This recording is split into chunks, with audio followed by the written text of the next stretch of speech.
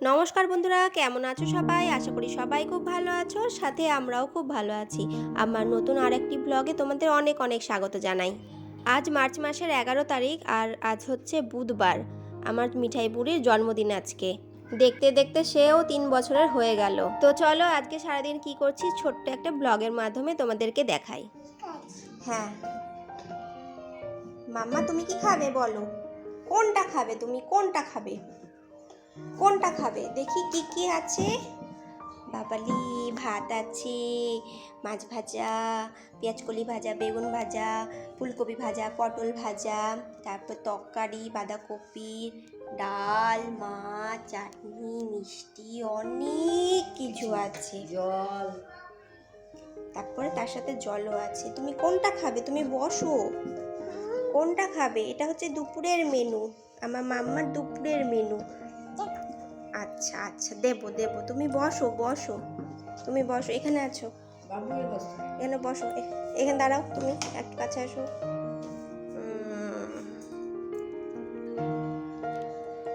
আমার জন্য এখন খাওয়া শুরু করবে, তাড়াতাড়ি করে খাইয়ে দিই, তাই না? না হলে দেরি হয়ে যাবে, অনেক বাজে, 2:30টা বাজতে যায়। রান্না করতে করতে অনেক দেরি হয়ে গেছে, চলো খাই দিই আগে। হ্যাঁ, আমি একা হাতে যতটা পেরেছি ওর জন্য রান্না করেছিলাম, এই আর কি। 5 রকম ভাজা, ডাল, তরকারি, মাছ, হ্যাঁ, চাটনি, এই সমস্তই কিছু করেছিলাম। আর এই সমস্ত কিছু রান্না করার পরে আমি দুপুরবেলা আমি ওর জন্য পায়েসও করেছিলাম। একা হাতে আর কি করব বলো তোমরা? এই তো করতে করতে দেরি হয়ে গেছিলো। আর এই যে ওর জন্য সন্ধ্যাবেলা আমি একটু আয়োজন করছি, এখন বাজে 7টা মতো। আর এই যে বাটিতে আমি ওর জন্য পায়েস নিয়েছি, তার সাথে একটা ক্যাডবেরি, 2টো মিষ্টি, ওকে একটু পায়েস খাওয়াবো, এই আর কি। আর ওর বাবা ওর জন্য এবছরে ইউনিকর্ন একটা থিম কেক বানিয়েছিল। দেখো বন্ধুরা কেকটা কেমন হয়েছে। জন্মদিনে সেরকম কাউকে একটা বলিনি, যেহেতু ছোট করে আয়োজন করেছি ওর জন্মদিনটা। আর একটু বড় হোক, তারপরে নেই একটু বড় করে করার চেষ্টা করব। আমার বড় মেয়ের বন্ধু বান্ধবীদের বলেছিলাম, আর তার সাথে আমার মারাও এসেছিল, মা, দাদা, বৌদি, আমার ভাস্তি, আর এই যে আমার যা, ভাসুর, তার মেয়ে, মানে আমার ভাস্তি, বড় ভাস্তি, ছোট ভাস্তি, এই আর কি। বাড়ির সবাই মিলে ছোট করে একটা আয়োজন করেছি। এবার আমি কয়েকটা ছবি তুলে নিচ্ছি যাতে স্মৃতির খাতায় রেখে দিতে পারি, সেই জন্য। এই দেখো বাচ্চাদেরই বেশি আনন্দ, দেখো জন্মদিনের কেক দেখে কি আনন্দটাই না করছে। Happy birthday to you, happy birthday to you, happy birthday dear আমার সোনা মাম্মা, happy birthday to you, happy birthday. আমার মিঠাই বুড়ি যেহেতু এবছর ওর বাবার কাছে ইউনিকর্ন থিম কেকই চেয়েছিল, তাই জন্য ওর বাবা এবছর খুঁজে খুঁজে ওর জন্য ইউনিকর্ন একটা গেঞ্জিও নিয়ে এসেছিল। আমি ওর জন্য জন্মদিনের আগের দিন 2টো জামা নিয়ে এসেছিলাম, কিন্তু ওই 2টো জামা ও কিছুতেই পরলো না। রাতের বেলা ওর বাবা আবার ওর জন্য একটা ইউনিকর্ন গেঞ্জি খুঁজে খুঁজে নিয়ে আসলো বাজার কলকাতা থেকে। একেই বলে বাবার আদর বা ভালোবাসা।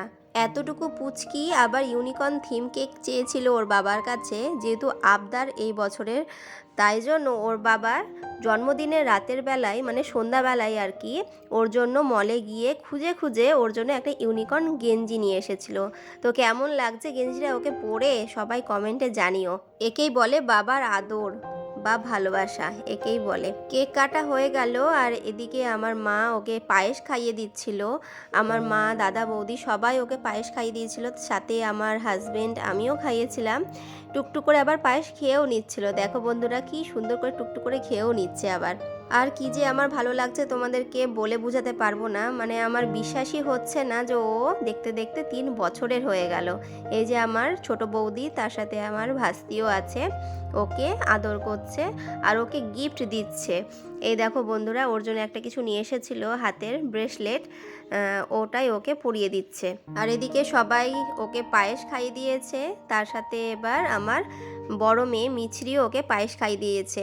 হাজার হোক ও তো বড় দিদি, তাই জন্য বুনুকে তো পায়েস খাওয়াতেই হবে, এই আর কি। দিদিও তো আবার বেশি বড় না, ওর থেকে মাত্র 6 বছরের বড়।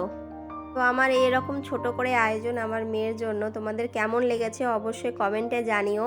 পারলে এই ব্লগটা সবার সঙ্গে শেয়ার করে দিও, আর কেমন হয়েছে ব্লগটা অবশ্যই জানিও।